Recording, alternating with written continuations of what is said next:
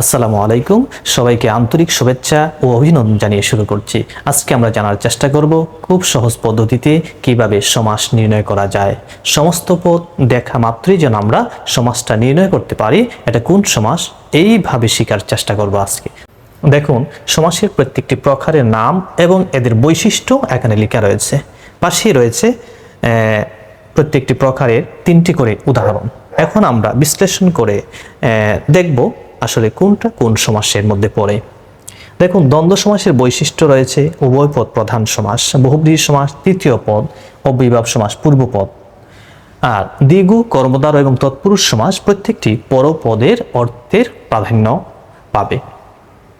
এখন বিষয় হচ্ছে এই উভয় পদ, তৃতীয় পদ, পূর্বপদ বা পরপদ, এই বিষয়গুলি আসলে কি?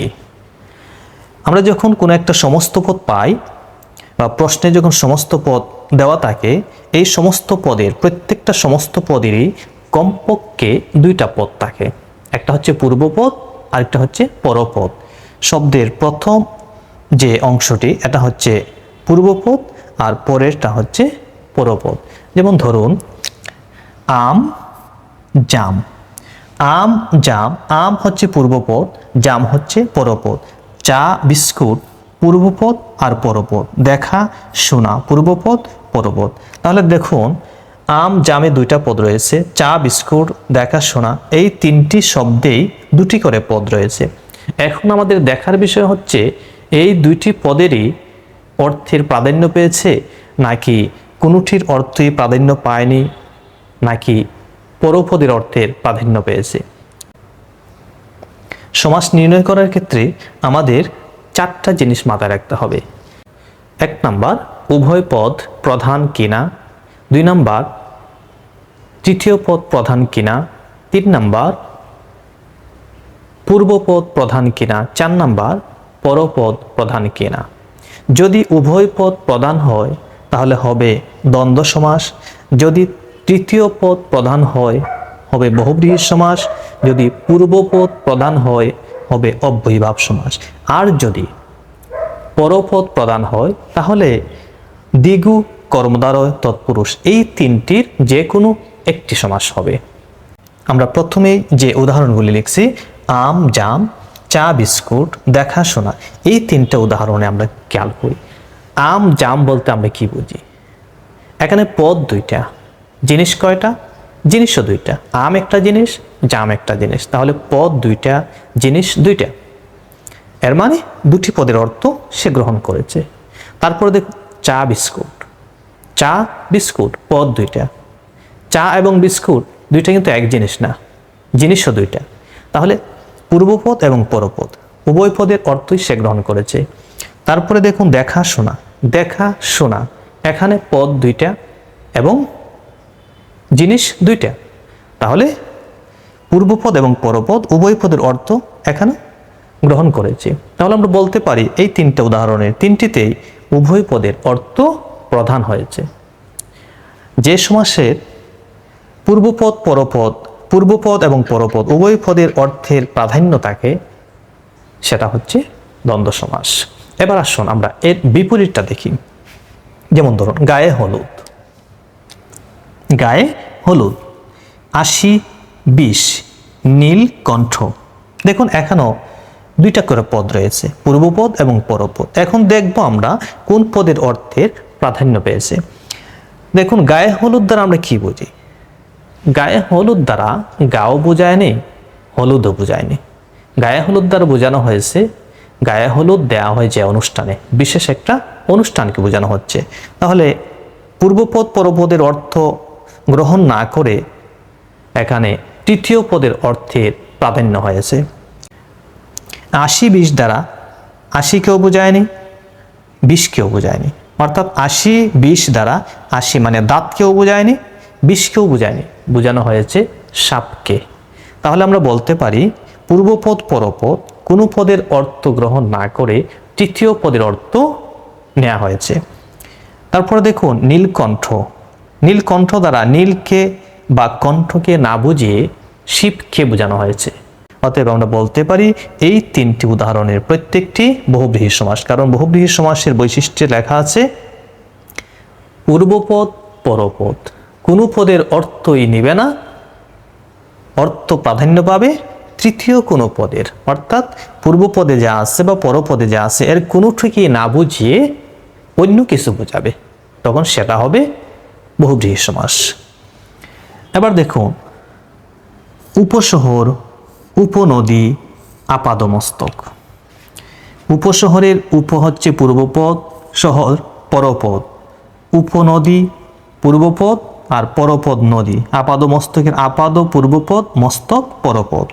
এবার দেখুন, এই তিনটি শব্দে পরপদের প্রাধান্য পেয়েছে নাকি পূর্বপদের প্রাধান্য পেয়েছে? আমরা যদি খেয়াল করি তাহলে দেখব উপশহরের উপটা হচ্ছে একটা উপসর্গ, উপনদীর উপটা হচ্ছে উপসর্গ, আর আপাদ এটা হচ্ছে একটা অব্যয়। আসলে উপশহর দ্বারা কোনো শহরকে বোঝায় না। আমরা যদি পরপদের অর্থ নেই শুধু পরপদের, তখন এটা একটা শহর, যদি আলাদা করে ফেলি।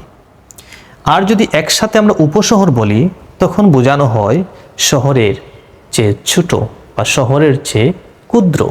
একইভাবে উপনদী দ্বারা বোঝানো হয় নদীর চেয়ে ছোট বা নদীর ক্ষুদ্র। আবার আপাদমস্তকের মস্তক বলতে আমরা বুঝি মাথা, কিন্তু যখনই আমরা আপাদমস্তক বলবো তখন কিন্তু আর মাথাকে প্রাধান্য দেয়নি, তখন প্রাধান্য দেয় আপাদ এই পদটাকে। আপাদমস্তক দ্বারা পা হতে মাথা পর্যন্ত বোঝায়। তাহলে আপাদমস্তক শব্দে পূর্বপদের অর্থটাই প্রাধান্য পেয়েছে। একইভাবে উপশহর, উপনদী এই তিনটা শব্দে পরপদের অর্থের কোনো প্রাধান্য না পেয়ে পূর্বপদের অর্থটাই এখানে প্রধান হয়ে দাঁড়িয়েছে। তাহলে আমরা বলতে পারি এই তিনটি উদাহরণ অব্যয়ীভাব সমাস। এখন প্রথম থেকে আবার সংক্ষেপে বলার চেষ্টা করি। দেখুন, উভয়পদ প্রধান সমাস দ্বন্দ্ব সমাস, আম জাম চা বিস্কুট দেখাশোনা। আর তৃতীয় পদ প্রধান সমাস বহুব্রীহি সমাস, গায়ে হলুদ, 80-20 নীলকণ্ঠ। পূর্বপদ প্রধান সমাস অব্যয়ীভাব সমাস, উপশহর, উপনদী, আপাদমস্তক। এই তিনটা গেল উভয়পদ প্রধান, তৃতীয় পদ প্রধান, পূর্বপদ প্রধান। এখন বাকি রয়েছে কোনটা? পরপদ প্রধান। আগে বলছিলাম আমরা চারটা বিষয় মাথায় রাখবো: উভয়পদ প্রধান, তৃতীয় পদ প্রধান, পূর্বপদ প্রধান, পরপদ প্রধান। আমরা তিনটা চলে গেছে, এখন বাকি রইল একটা, পরপদ প্রধান। তাহলে পরপদ প্রধান সমাস কিন্তু তিনটা: দ্বিগু সমাস, কর্মধারয় সমাস, তৎপুরুষ সমাস। এখন আমাদের আলাদা করতে হবে কোনটা কোন সমাস। প্রথমে জানার চেষ্টা করব এইগুলি আসলে পরপদ প্রধান কি না। ত্রিভুজ, ভুজ, ত্রিভুজ দ্বারা আমরা ভুজকে বাহুকে বুঝি। চৌরাস্তা দ্বারা আমরা চারটাকে বুঝি না, আসলে আমরা রাস্তাকে বুঝি, চারটা রাস্তার সমাহার। সাত সমুদ্র, সাত সমুদ্র দ্বারা আমরা সাতকে বুঝি না, সমুদ্রকে বুঝি, সাতটা সমুদ্র। তাহলে এখানে প্রত্যেকটারই পরপদের অর্থ প্রদান। সিংহাসন বলতে আমরা আসনকে বুঝি, নীল আকাশ দ্বারা আকাশকে বুঝি, মহানবী দ্বারা নবীকে বুঝি, মুক্তিযুদ্ধ দ্বারা যুদ্ধকে বুঝি, অন্য চিন্তা দ্বারা চিন্তাকে বুঝি, গৃহকর্তা দ্বারা কর্তাকে বুঝি। এখানে প্রত্যেকটি শব্দই পরপদ প্রধান, পরপদের অর্থের প্রাধান্য পেয়েছে।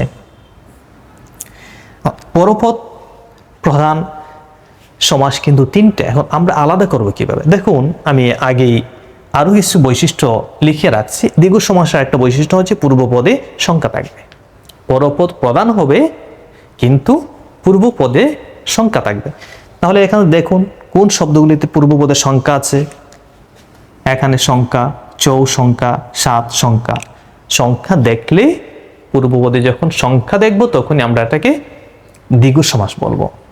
পূর্বপদের সংখ্যা, পরপদের অর্থ প্রধান সমাসকে দ্বিগু সমাস বলা হয়।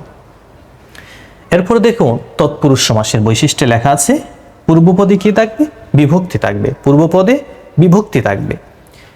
দেখুন, মুক্তিযুদ্ধ এই শব্দটার পূর্বপদে আমরা বিভক্তি যোগ করতে পারি কিনা?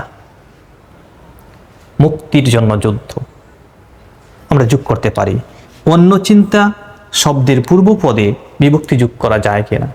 অন্যের জন্য চিন্তা, খাবারের জন্য চিন্তা, এটা এখানেও বিভক্তি যোগ করা যায়। গৃহকর্তা, গৃহের কর্তা, ঘরের মালিক যিনি। তাহলে এই তিনটা শব্দেই আমরা বিভক্তি যোগ করতে পারি। যদি দেখা যায় পরপদের অর্থ প্রদান হয় এবং পূর্বপদে বিভক্তি যোগ করা যায়, তখন সেটা হবে তৎপুরুষ সমাস। তাহলে এই শব্দগুলি হচ্ছে তৎপুরুষ সমাস।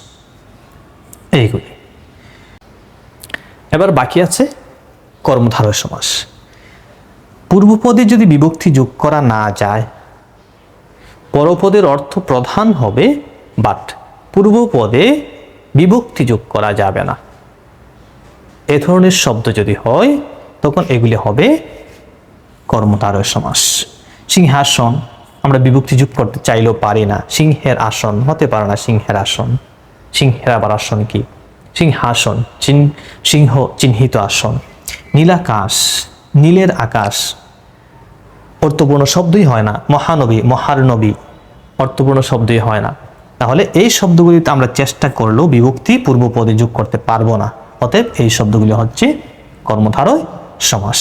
আর যদি সংখ্যা থাকে পূর্বপদে, এটা দ্বিগু সমাস। বিভক্তি থাকলে তৎপুরুষ সমাস। পূর্ব পদ প্রধান হলে অব্যয়ীভাব সমাস। তৃতীয় পদ প্রধান হলে বহুব্রীহি সমাস। উভয় পদ প্রধান হলে দ্বন্দ্ব সমাস। বন্ধুরা, সংক্ষেপে প্রথম থেকে শেষ পর্যন্ত আবার বুঝিয়ে বলার চেষ্টা করছি। উভয় পদ প্রধান সমাস দ্বন্দ্ব সমাস।